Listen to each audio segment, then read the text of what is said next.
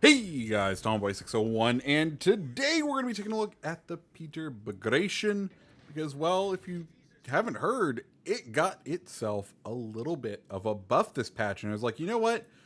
I'll be honest, I got the Peter Bagration from the campaign, and then promptly rarely ever touched it ever again because it did just feel slightly incomplete. Idea of it is it's somewhat of a heavy cruiser, 180 millimeter guns, three barrel 180s. So you do have elevated penetration values compared to your usual Russian counterparts. Of course, I believe Bagration did come out before the Russian heavy cruiser line, but anyways, you're looking at better penetration values than usual.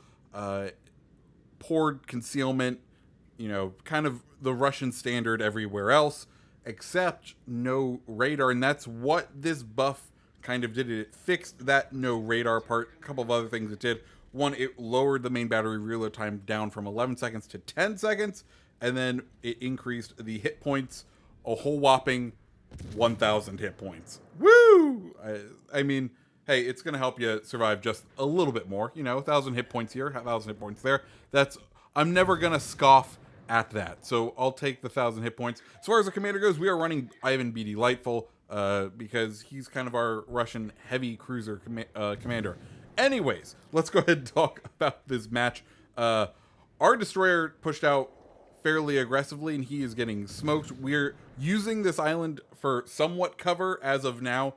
We are trying to engage this Miyoko. We can see AP, just because we have the relatively large AP shells, we are doing fairly decent damage as far as being able to hit and do it. We are kind of hoping the Miyoko goes broadside for us at some point because broadside Miyokos are good when it comes to that beautiful citadel. Anyways, we go ahead and pop the radar because we can tell the enemy destroyer is hiding off in there. That's something we would not have been able to do. Support our team, be able to take down this Benson. Of course, nice thing about having the Russian guns is they do fly nice and flat. In that case, nice, flat, and short. Just one more reload left on the Benson. If we had had a little bit better discipline, had gotten that Benson, I think we could have wiped this Miyoko here. But we're going to go ahead, flip to AP for the Miyoko, fire away. He's going to try to get into that smoke to hide. We get one Citadel, and he promptly disappears. But now we have Negato on our bow. And, well, he can do some real damage to us. Of course, Nagato 16-inch guns. Peter Bagration, 25 and 27 millimeter kind of armor all around. It does have an icebreaker bow, but it is the slitherest of slim icebreakers. It's a 40 millimeter icebreaker, but it is, let me put it this way. You better hope the freeze just came because it's like an inch out of the water. So yes, it technically has an icebreaker. Will you be able to use it? Only in the rarest of rare circumstances. So what I'm saying is Negato here, large threat for us. We're going to try to start burning them down. We do, with this ship, have a 16% chance to set fire, which, all in all, I think pretty decent. Or sorry, we have a 16% chance to set fire, which all pretty decent. Of course, we don't have the large number of guns. We only have 6 to the forward and 9 total. So it's not something like we have a ton of barrels to help us rely on getting consistent fires. But they proc often enough where you can, use the HE and not feel too bad. Negato starts to go broadside, and, well, if we have a broadside battleship, we can absolutely flip over to AP. We can see we are getting some shatters here and there, thankfully, but I don't know if those are his main guns doing it, but we are definitely able to get some. We got 4 pens right there, and those absolutely did great. We see main guns come in. I think those just straight over match us. Like, we don't have much option here. We just are in a DPM fight.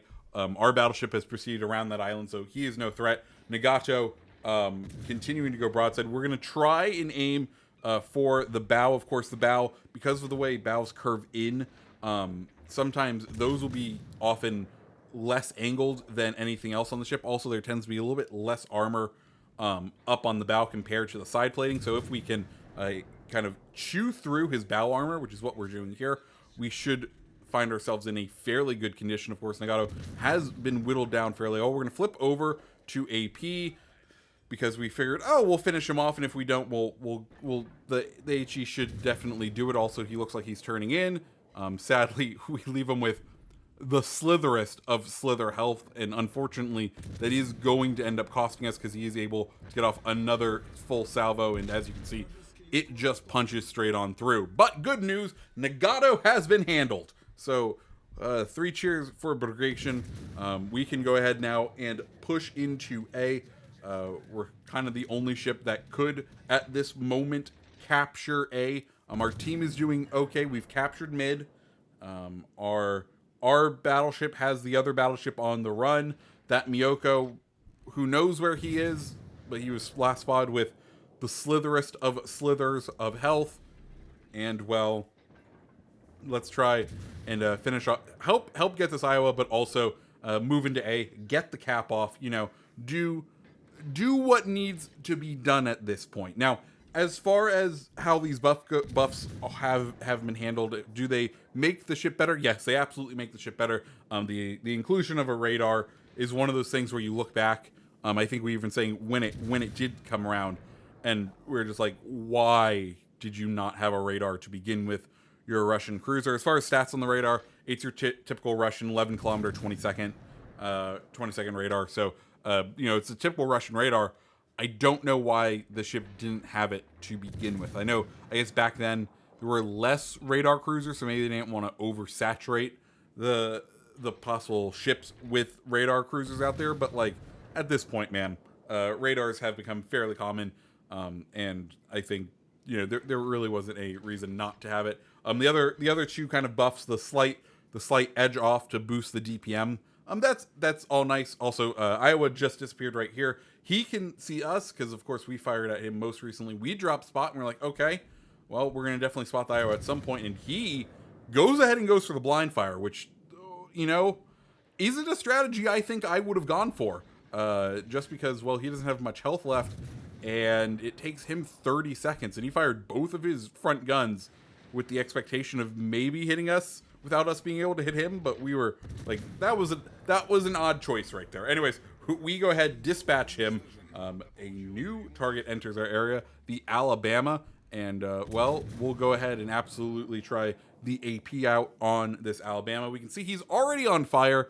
I'm kind of waiting to see if he'll end up damage conning. I kind of want to just play with the AP here, see how the penetration values are, because of course, for me, like I said, I haven't played Bagration in a long time, so being able to see what the AP can do at range, just see if we can get some decent chunks out of Alabama, see if it's worth it to flip over. That's kind of the mindset right now, and we can see we're getting 3K chunks out of them, which is decent, definitely better than what we would have been getting if we have AP. Of course, we're nice and on his broadside. We do need to make sure we are hitting the upper belt and into the superstructure, because if we go lower, if we hit the main belt, we are definitely shattering on him.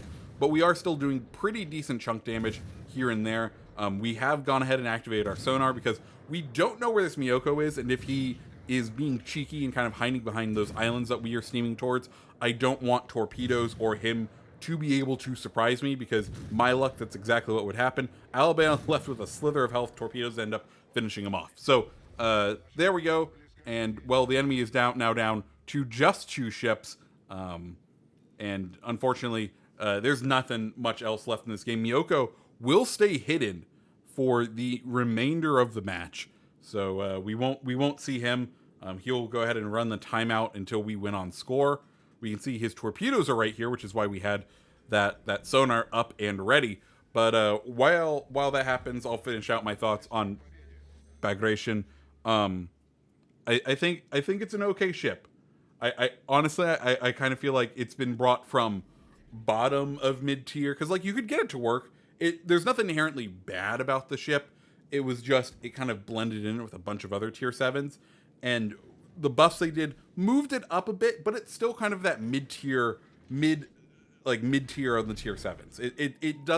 It doesn't wow or excite me. I think this is a perfect representation of what a GXP ship is, because I think it's so aggressively meh that like you could own it, you could not own it. It's okay either way, and that's kind of my my thing is, I'm glad they did this. It definitely makes it feel like a more complete ship. It's nothing meta changing, meta breaking, or anything like that. So, guys, if you like the video, go ahead and hit the like button, hit the subscribe button, and I hope you have a fantastic rest of your day. See ya.